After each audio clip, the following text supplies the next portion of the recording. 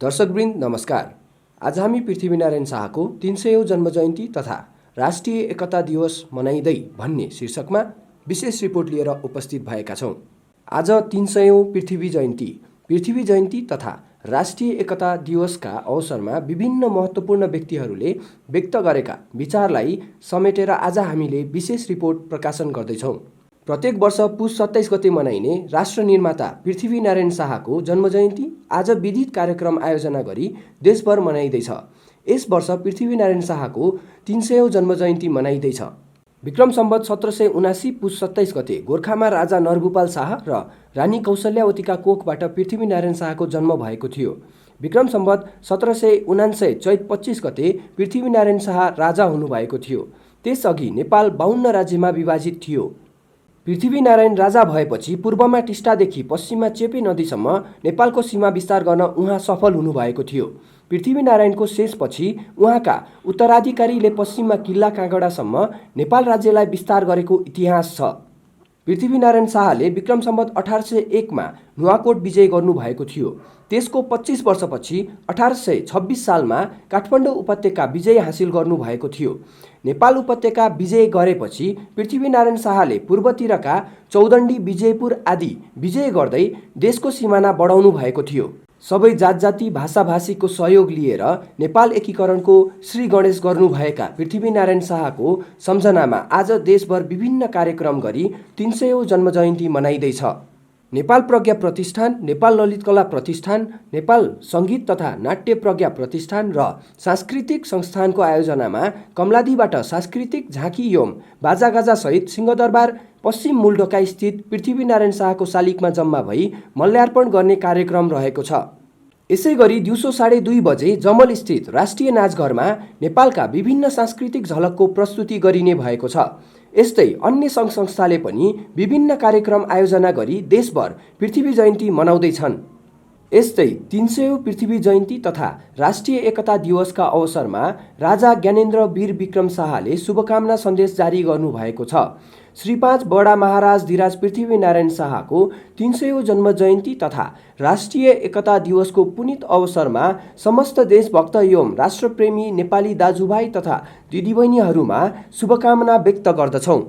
हामी सगर्व भन्ने गर्दछौँ, हाम्रो देश नेपाल, हामी नेपाली, मन र मगजले स्वाभिमानका साथ भन्दछ, स्वतन्त्र, सार्वभौम र गौरवशाली नेपाली।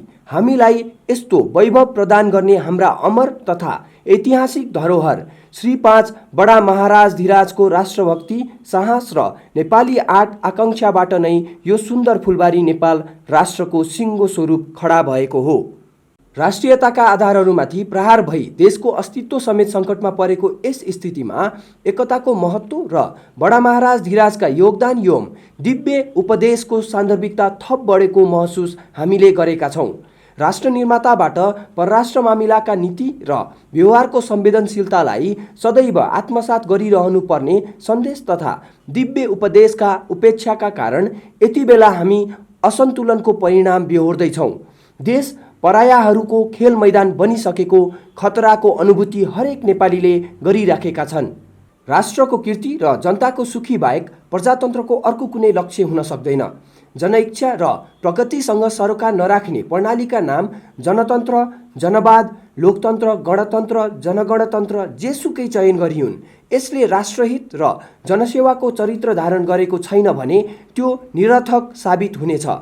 प्रणाली केवल साधन हुन्। साधन परिवर्तनलाई नै महान उपलब्धिका रूपमा वर्णन गर्ने प्रयास हुँदै आएका छन्। सबैभन्दा उन्नत दाबी गरिएको तन्त्रमा जनताले शास्ति र राष्ट्रले अस्तित्वप्रति नै चिन्ता गर्नुपर्ने परिस्थिति बन्दछ भने त्यस्तो तन्त्रमा अभ्यासको व्यर्थ प्रयासमा समय बर्बाद गर्न नहुने निष्कर्षमा पुग्न विलम्ब गरिनु हुँदैन। हाम्रो भूगोल, माटो र वन, आफ्नै धर्म, संस्कृति एवं गतिविधि नै हामीलाई प्यारो र राम्रो लाग्छ। आफ्नो गौरवमय अस्तित्वलाई जोगाइराख्न हिमाल, पहाड र तराईका सबै हामी एक बनौँ, हाम्रो राष्ट्रियता सुदृढ राखौँ अनि समग्र राष्ट्रलाई सिङ्गारौँ भन्ने हाम्रो आजको आकाङ्क्षा र आवश्यकता हो। जय नेपाल।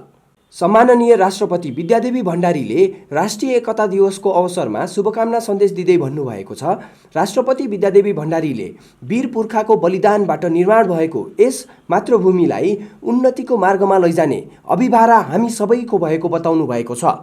राष्ट्रपतिले भन्नुभएको छ, यस युगीन दायित्वलाई कार्यरूपमा उतार्दै मुलुकको राष्ट्रियता, राष्ट्रिय एकता र सार्वभौम सत्तालाई अक्षुण्ण राखी समृद्ध नेपाल, सुखी नेपालीको साझा राष्ट्रिय सङ्कल्प पूरा गर्न आजका दिनले प्रेरणा प्रदान गर्नेछ भन्ने विश्वास लिएको छु। नेपाल एकीकरण अभियानका नेतृत्वकर्ता पृथ्वीनारायण शाहको 300औं जन्मजयन्ती तथा राष्ट्रिय एकता दिवसका अवसरमा उहाँप्रति श्रद्धासुमन अर्पण गर्दै उहाँले स्वदेश तथा विदेशमा रहनुभएका सम्पूर्ण नेपाली दिदीबहिनी तथा दाजुभाइहरूमा हार्दिक शुभकामना व्यक्त गर्नुभएको छ। देशभक्तिको भावनाले ओतप्रोत हाम्रा पूर्वजको गौरवपूर्ण योगदान र सचेत प्रयत्नका कारण नेपाल सदैव स्वाधीन र सार्वभौम राष्ट्रका रूपमा रहेको राष्ट्रपतिको भनाइ छ। तत्कालीन गोर्खाका राजा पृथ्वीनारायण शाहको नेतृत्वमा तराई, पहाड र हिमालका नागरिकले नेपाल राष्ट्रको भौगोलिक र भावनात्मक एकीकरणमा ठूलो योगदान गरेको तथ्य इतिहासमा अङ्कित रहेको राष्ट्रपतिले स्मरण गर्नुभएको छ। राष्ट्रपतिले सन्देशमा भन्नुभएको छ, नेपाल एकीकरणको अभिष्ट मुलुकभित्र उपलब्ध प्राकृतिक स्रोत तथा सम्पदाको उपयोग गरी आत्मनिर्भर, स्वाधीन र स्वावलम्बी अर्थतन्त्रसहितको सबल राष्ट्र निर्माण गर्नु नै थियो। नेपाल एकीकरण मार्फत यहाँका मौलिक संस्कृति, भाषा र परम्परालाई संरक्षण गरी सुदृढ राष्ट्रिय एकता निर्माण गर्ने फराकिलो आधारभूमि समेत तयार भएको राष्ट्रपतिको सन्देशमा उल्लेख छ। सन्देशमा अगाडि भनिएको छ, तत्कालीन समयमा पृथ्वीनारायणले देशको सामाजिक, आर्थिक एवं वैदेशिक नीतिका सन्दर्भमा छाडेर गएका सन्देश वर्तमान अवस्थामा पनि उत्तिकै माननीय रहेका छन्। महत्त्वपूर्ण राजनीतिक परिवर्तनपछि आर्थिक समृद्धि हासिल गर्नुपर्ने वर्तमान चरणमा नेपाल एकीकरण अभियानका नायक पृथ्वीनारायण शाहका दूरदर्शी विचारलाई आत्मसात गर्दै अघि बढ्न सके मुलुकको सामाजिक आर्थिक रूपान्तरणमा योगदान पुग्न जाने राष्ट्रपतिले सन्देशमा उल्लेख गर्नुभएको छ। यसै गरी डाफेटिभी.com का अध्यक्ष प्रेमसागर पौडेलले 300औं पृथ्वी जयन्ती तथा राष्ट्रिय एकता दिवसको अवसरमा शुभकामना सन्देश जारी गर्दै भन्नुभएको छ, पृथ्वी जयन्ती तथा राष्ट्रिय एकता दिवसको अवसरमा सम्पूर्ण देशभक्त नेपालीलाई हार्दिक शुभकामना। आजको यस दिनले सबैमा एकता, भातृत्व र देशभक्तिको जागरण ल्याउन सकोस्। हाम्रो गौरवपूर्ण इतिहास, समृद्ध सभ्यता, संस्कृति, सार्वभौम सत्ता, अखण्डता र एकतालाई अझ बलियो बनाऊ र विदेशी दलालको राष्ट्रघाती योजनालाई चकनाचुर पारौँ। यसै गरी तृणमूल नेपाल पार्टीका अध्यक्ष भरत दाहालले सामाजिक सञ्जाल फेसबुकमा शुभकामना सन्देश जारी गर्दै लेख्नु भएको छ, पृथ्वी जयन्ती देशका शत्रुहरू ढल्दैछन्। नेपालको पुनः एकीकरण अभियानका योजनाकार तथा नेतृत्वकर्ता पृथ्वीनारायण शाह अमर रहनेछन्। उनको महान सङ्कल्पले हामी नेपालीहरू एउटै समाज र एउटै परिवारका रूपमा रहने वातावरण पाएका छौँ। अङ्ग्रेजहरूको आक्रमणकारी उद्देश्यलाई चकनाचुर पारे बापत साम्राज्यवादीहरूले उनको कर्म, योगदान र व्यक्तित्वलाई समाप्त पार्न खेलेका घृणित खेलहरू घरायसी भएका छन्। बरु साम्राज्यवादी खेलका प्यादाका रूपमा भाडामा प्रयोग गरिएका अपराधीहरू बिस्तारै सर्वनाशको चक्रव्यूहमा फस्दै गएका छन्। पृथ्वी जयन्तीका अवसरमा पृथ्वीनारायण शाहको योगदानको सम्झना गर्नु भनेको देशविद्रोही भाडाका टट्टुहरूको विनाशका दिशामा एक कदम अगाडि बढ्नु हो। जसरी तथ्यलाई मेटाउन सकिँदैन, त्यसै गरी नक्कली रूपमा स्थापित गर्न खोजिएका असत्यहरूलाई जोगाउन पनि सकिँदैन भन्ने यथार्थताको प्रमाण देशमान विकास भइरहेको पछिल्लो वातावरण हो। पृथ्वी जयन्तीका अवसरमा प्रजातन्त्र, जनवाद, सङ्घीयता जस्ता पर्दाहरूमा लुकेर आएका देशद्रोही अपराधीहरूलाई नाङ्गेझार पार्न सम्पूर्ण शक्ति लगाऊ। यसै गरी पृथ्वी जयन्ती तथा राष्ट्रिय एकता दिवसका अवसरमा चीनका लागि नेपाली पूर्व राजदूत लीलामणि पौड्यालले सामाजिक सञ्जाल फेसबुकमा व्यक्त गर्नुभएको विचार, नेपालको इतिहासको यथार्थवादी विश्लेषण गर्ने हो भने पृथ्वीनारायण शाह विवादित पात्र हुँदै होइनन्।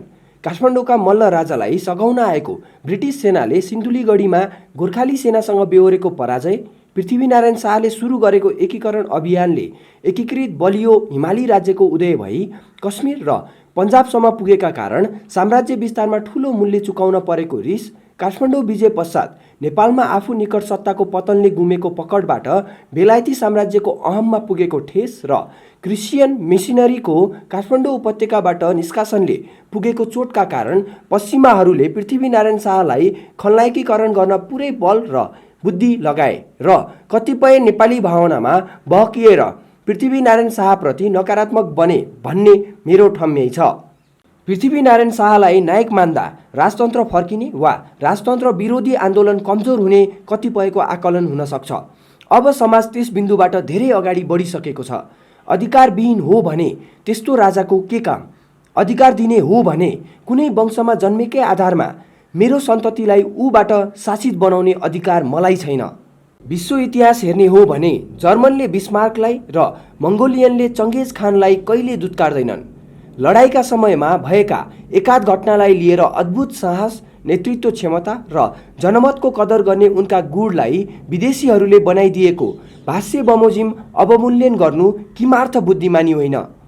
उनमा विजेता राज्यको संस्कृतिको सम्मान गर्ने उदात्त भावना, वैदेशिक सम्बन्धको सटिक विश्लेषण गर्ने क्षमता, भ्रष्टाचारजन्य कामप्रतिको कठोरता तथा व्यापार, सेना, उद्योग, कृषि र प्रविधि सम्बन्धी राज्यका नीतिमा स्पष्टता र दूरदृष्टि जस्ता बहुआयामिक गुण देखिन्छन्। एउटा राष्ट्र राज्य बन्ने सबै आयाममा उनको स्पष्ट दृष्टिकोण छ। पृथ्वीनारायण शाहले नेपाल एकीकरणको जग बसाले भन्दा राजतन्त्रको वकालत गर्न वा राजावादी वा राजतन्त्रवादी हुनु पर्दैन र कसैले त्यस्तो देख्छ भने मेरो बुझाइमा त्यो एक बचकाना विचार र दृष्टिदोष मात्र हो। पृथ्वीनारायण शाहप्रति हार्दिक श्रद्धाञ्जली।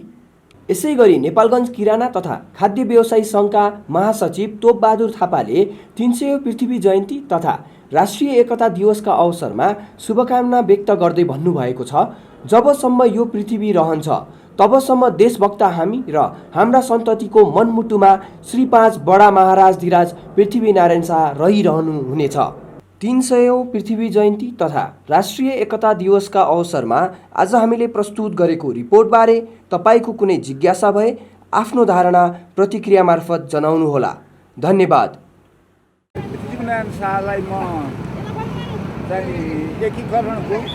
एकीकरण गर्ने नेपाललाई एक सूत्रमा ल्याउनुभन्दा बढी चाहिँ म रुसका अलेक्जेन्डर द ग्रेट अथवा जर्मनीका बिस्मार्कसँग तुलना गर्छु। त्योभन्दा बढी पृथ्वीनारायण शाह त्यो समयमा जुन त्यो चोइटिएका 2200-2400 साना साना टुक्राहरू थिए त्यसलाई एकीकरण गरेर एउटा स्वाधीन राष्ट्र मात्र निर्माण नगरेर त्यो बेलाको दक्षिणतिरबाट जुन यहाँको सांस्कृतिक र राज्य विस्तारमा अङ्ग्रेज अगाडि आइरहेको थियो त्यसलाई रोक्ने र एकीकरणको साथसाथ चाहिँ उहाँले गोर्खाबाट चाहिँ गोर्खाली संस्कृतिलाई हरेक राज्य इम्पोज गर्नु भएन, बरु सबै जात जातिको संस्कृतिलाई पनि सम्मान गर्नुभएको छ। उदाहरणको लागि अहिले पनि महाराज धिराज सरकारबाट कुमारीको पूजा हुन्छ, कुमारीको पाउ पूजा गरिबस्छन् अहिले पनि। त्यो पृथ्वीनारायण शाहको पालादेखि नै चलिआएको हो र रुसमा पनि अरू देशहरूमा पनि राजनीतिक परिवर्तनहरू थुप्रै भएका छन्। रुसमा पनि धेरै परिवर्तन भए, जर्मनीमा पनि धेरै परिवर्तन भए, तर अहिले पनि अलेक्जेन्डर द ग्रेटलाई त्यति नै सम्मानित साथ यहाँ हेरिन्छ। बिस्मार्कलाई जर्मनीमा त्यसै गरेर हेरिन्छ र यहाँ चाहिँ के हो भने आयातित विचारहरू र बोल्ने कुराहरूलाई पनि आफ्नो विचार गर्ने कुराहरूलाई पनि अरूबाट सापटी लिएर बोल्ने हुनाले पृथ्वीनारायण शाहको महत्त्वलाई अलिकति कम आँकेको जस्तो, कम सोचेको जस्तो लाग्छ। म चाहिँ पृथ्वीनारायण शाहलाई हरेकले पूर्वाग्रह पीडित भएर एउटा आस्थाभन्दा धेरै माथि एउटा राष्ट्र प्रमुख, एउटा राष्ट्र निर्माताको रूपमा चाहिँ म हेर्छु र म त्यो स्वस्थ छु। उहाँको चाहिँ एउटा योगदान पृथ्वीनारायण शाह नवयुगसँगै आज हामी नेपाली भएर बाँच्न सक्ने भएछ। नेपाली जुन चाहिँ नेपाली हामी बाँचिरहेको छौँ अहिले नेपाली भएर, त्यो पृथ्वीनारायण शाह नगरेको एउटा सानो राज्य नै थियो होइन। उहाँलाई नसम्झी नेपाली छैनन्। हरेक नेपाली जनताले अहिले पृथ्वीनारायण शाहको चाहिँ जन्म जयन्ती हरेक जिल्लामा बनाइराखेको छ। यो कुरा त हजुरहरूलाई थाहा पनि होला, त्यहाँ हजुरहरूसँग आइरहेको छ। उहाँको चाहिँ देनलाई दर्शाउने मान्छे नेपाली नै होइन। जहाँसुकै होस्, हामी यो नेपाल अथवा विदेशमा बस्ने नेपालीहरू होस्, विदेशीहरू पनि सम्झिया छन्। नेपाल एकीकृत गर्ने मान्छे उहाँ जस्तो महान नेता चाहिँ कोही पनि छैन। उहाँको चाहिँ सुयोग्य कलाकारी अब सराइ बस्नुपर्छ। राजा नभए देश यस्तै छ भने उहाँले हामीलाई नेपाल राष्ट्र निर्माण गरेर दिनुभयो।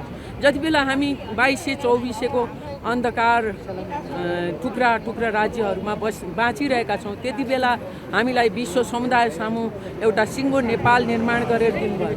त्यसैले हामीले उहाँलाई कहिल्यै पनि बिर्सनु हुँदैन।